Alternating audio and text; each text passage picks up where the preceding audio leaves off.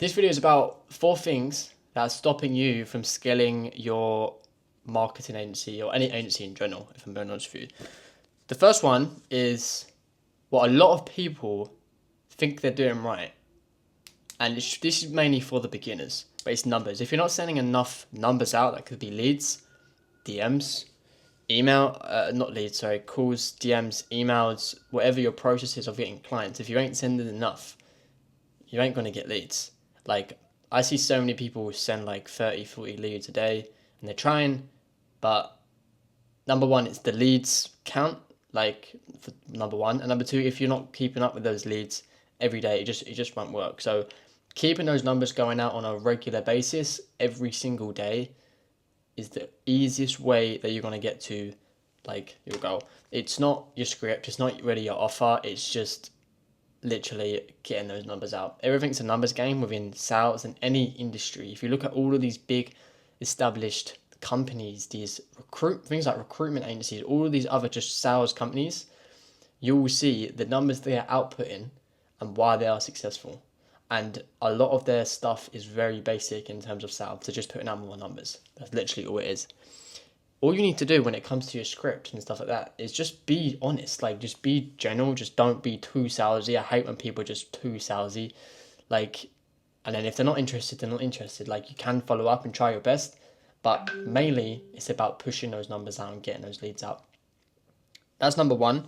Number two is getting the right leads. Your leads have to be on point and good quality. If you're hiring a VA on Fiverr and they're scraping a bunch of leads for you, who are literally so unqualified, that doesn't mean you're pushing out numbers. Like, a lot of it is down to the quality of leads. Okay, so make sure you're optimizing for that, for number two. Number three is, what have I got written here? You need to look established. Like, if you're doing cold email, cold DM, and they go on your Instagram and you've got like 3 posts and one of them is you in a cafe or something, like, you need to look established. When we like do cold outreach, email, cold calls, DMs or whatever it is, we know that person, before they respond to that email or the DM, they've got to research you. Like if they're actually interested in what you've actually said, before they respond, they'll probably just have a quick scroll on your Instagram. But if your Instagram looks dead, they will not respond. Like, if you have the right things on there where you know what to put on there that's going to get them to respond to your DM and make them feel excited about what you have to offer, then they're going to respond to your DM or to your email, whatever it is.